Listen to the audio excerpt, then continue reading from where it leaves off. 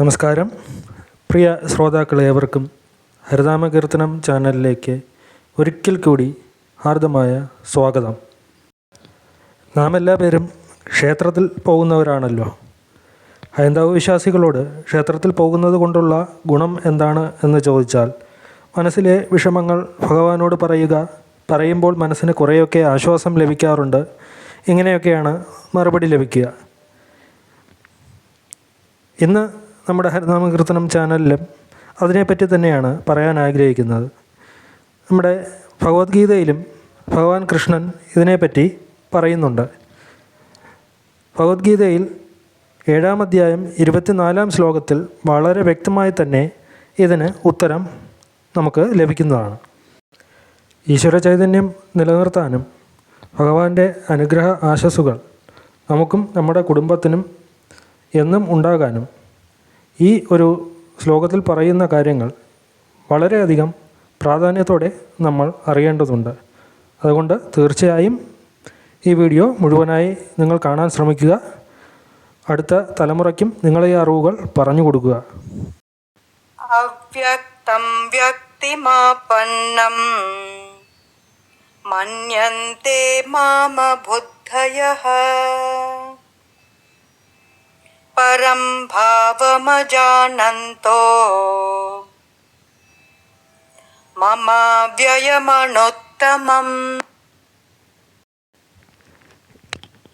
ശ്രദ്ധിക്കൂ.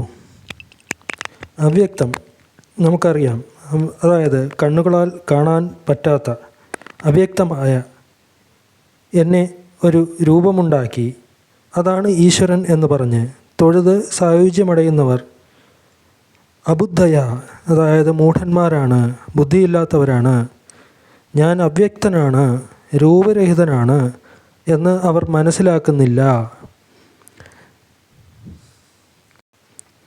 പരം ഭാവം, അതായത് പരമ കാരണമായി വർത്തിക്കുന്ന, അനന്ത സ്വരൂപനായി നിലനിൽക്കുന്ന, പരമാത്മാവായിരിക്കുന്ന എന്നിലെ അവ്യയം, അതായത് നശ്വരമായ എന്നെ അറിയാൻ ശ്രമിക്കാതെ അബുദ്ധയ, അതായത് ബുദ്ധിഹീനന്മാർ ഓരോ രൂപങ്ങളിൽ എന്നെ പൂജിക്കുന്നു. ഇത് വളരെ സിമ്പിളായി പറയുകയാണെങ്കിൽ, ഈശ്വരൻ എന്നത് വിഗ്രഹത്തിലോ ചിത്രത്തിലോ ഒതുങ്ങുന്നതല്ല. സർവചരാചരങ്ങളിലും അടങ്ങുന്ന സത്യമാണ് ഈശ്വരൻ. നശ്വരമായതാണ്. അതിനെ നമ്മുടെ മനസ്സുകൊണ്ട് മാത്രമേ കാണുവാൻ സാധിക്കുകയുള്ളൂ. നാമജപാദികൾ കൊണ്ട് മാത്രമേ തൊട്ടറിയുവാൻ സാധിക്കുകയുള്ളൂ. സാക്ഷാൽ ശ്രീകൃഷ്ണ ഭഗവാന്റെ തന്നെ വാക്കുകളാണിത്. ഭഗവത്ഗീതയിൽ ഇത് വ്യക്തമായി തന്നെ രേഖപ്പെടുത്തിയിട്ടുമുണ്ട്. നിങ്ങൾക്കത് നേരത്തെ പറഞ്ഞതുപോലെ അധ്യായം 7 24-ാം ശ്ലോകം എടുത്തു നോക്കിയാൽ മനസ്സിലാകും. അതുകൊണ്ട് തന്നെ ഭഗവാൻ കൃഷ്ണനും പറയുന്നു, ഞാനെന്ന അഹംഭാവം വെടിഞ്ഞ് നാമജപാദികൾ മുഴുകുക. അന്നേരം മനസ്സിലെ അഹന്ത നാമജപത്താൽ ഉരുകി ഇല്ലാതായി പോകുന്നു. അങ്ങനെ ശുദ്ധിയുള്ള മനസ്സുമായി ക്ഷേത്രത്തിൽ വരുമ്പോൾ ക്ഷേത്ര അന്തരീക്ഷം നിങ്ങളുടെ നാമജപ ശക്തിയെ ഒന്നുകൂടി ഊട്ടിയുറപ്പിക്കുന്നു. നാമജപ സമയം മനസ്സ് കൈവിട്ടു പോകുന്നത് തടയുവാൻ നിങ്ങൾക്ക് സഹായകമാകുന്നു. അല്ലാതെ നിങ്ങൾ ക്ഷേത്രത്തിൽ പോയി വിഗ്രഹം കണ്ടു തൊഴുതതുകൊണ്ട് മാത്രമോ, അർച്ചനയോ അതുപോലുള്ള വഴിപാടുകൾ ജപിച്ചതുകൊണ്ട് മാത്രമോ നിങ്ങൾക്ക് ഈശ്വരൻ്റെ രക്ഷാകവചം ലഭിക്കുന്നില്ല. കുടുംബത്തിൽ ഐശ്വര്യം എന്നും നിലനിൽക്കാൻ നാമജപാദികൾ എന്നും ഒപ്പം തന്നെ ഉണ്ടാകണം. അതിന് ഇന്ന സമയം എന്നില്ല. അതുകൊണ്ട് തന്നെ ഈയൊരു സത്യം മനസ്സിലാക്കി നിങ്ങൾക്ക് സമയം കിട്ടുമ്പോഴെല്ലാം ഈശ്വരനാമം ജപിച്ചു നോക്കുക. ഈശ്വരൻ്റെ മൂലമന്ത്രം മാത്രം പറഞ്ഞാലും മതിയാകും. അങ്ങനെ ജപിച്ചു തുടങ്ങി ഒടുവിൽ നിങ്ങളറിയാതെ നാമജപത്തിൽ ലയിക്കാൻ തുടങ്ങും. നിങ്ങൾ പോലും അറിയാതെ നിങ്ങളുടെ നാവിൽ കൃഷ്ണനാമം ഉരുവിടാൻ തുടങ്ങും.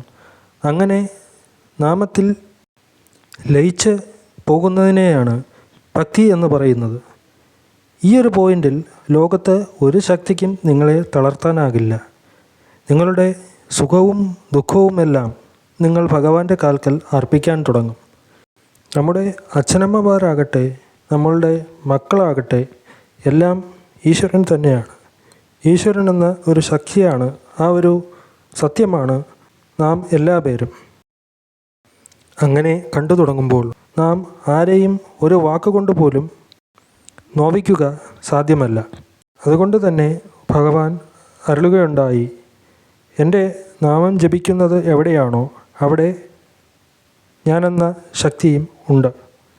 എങ്ങനെയാണോ ഒരു ക്ഷേത്രത്തിലെ പൂജാരി നിങ്ങളുടെ നാമത്തിൽ അർച്ചന കഴിപ്പിക്കുമ്പോൾ ഈശ്വരനാമങ്ങൾ ഉരുവിടുന്നത്, ആ ഒരു ചൈതന്യം ക്ഷേത്രത്തിൽ നിന്ന് ഇറങ്ങുമ്പോൾ വിട്ടിട്ട് പോരാതെ നിങ്ങളോടൊപ്പം ആ ചൈതന്യം നിലനിൽക്കാൻ ഈശ്വരനാമം നിങ്ങൾ തന്നെ ജപിച്ചേ മതിയാകൂ.